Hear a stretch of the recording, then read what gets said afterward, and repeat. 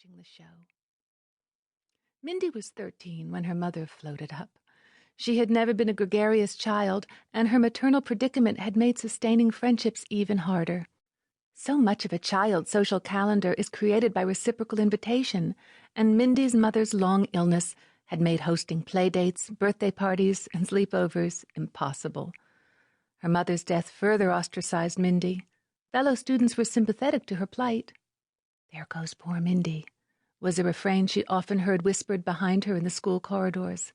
However, no one actively attempted to engage the glum, sallow teenager in a meaningful relationship. For her part, Mindy felt neither able to experience nor to understand the carefree hysteria enjoyed by her contemporaries. She was still happiest in ballet school, lost in the individual complexities of new moves that her growing body struggled to master. It was here Mindy developed her plan.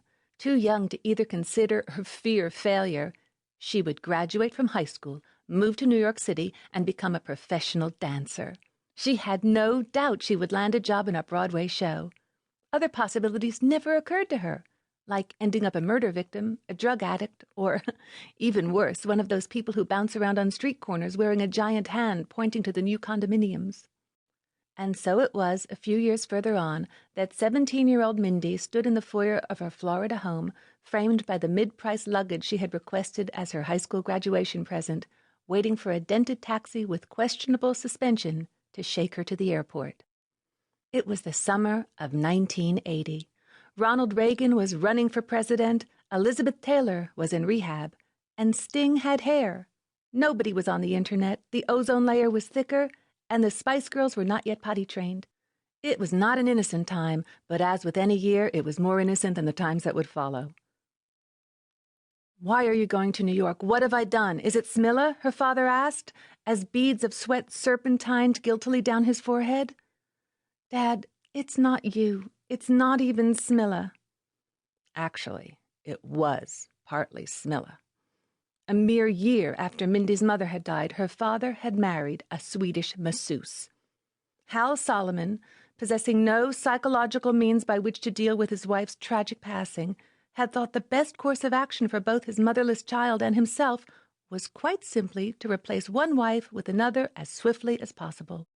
Smilla had not been difficult to find, Mindy had noticed bitterly, since Jewish widowers in Florida get snapped up faster than free samples of mouthwash at a garlic convention.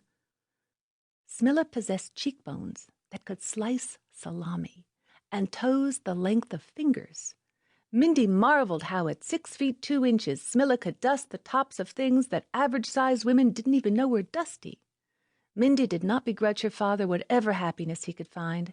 She realized how much he deserved a new life. However, his plan had backfired. Rather than providing Mindy with a replacement mother, his marriage caused Mindy to feel even more disconnected.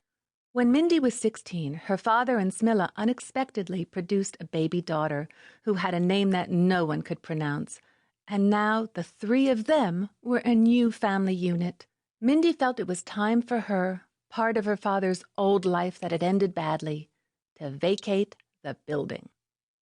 "I have to go. There's nothing for me to do here," explained Mindy. "You could go to college. That's why Grandpa left you that money." "That's not what he said to me before he died." "What did he say?" "He asked me if he was in Canada." "He was senile. I know he wanted you to go to college. He wanted you to get a teaching degree so you'd have something to fall back on." "Well, all he said to me was that he felt there was a possibility he might be in Canada. I took it to mean go to New York, be a dancer, and once in a while face north." It was a family trait to be glib in serious situations. Mindy remembered her mother, bald from chemotherapy, referring to her wig as a fur coat for her head. And in those final weeks when Rose was too weak to watch television or to read, she had still managed to teach the family parrot, Rover, to moo. Years later, when asked to supply her religious upbringing, Mindy often told people she was glibbish. The driver honked outside.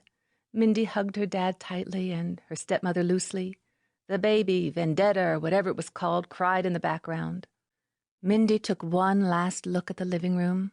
There was the expensive covered candy dish she had knocked over when she was 3 that became an ashtray in a house where nobody smoked.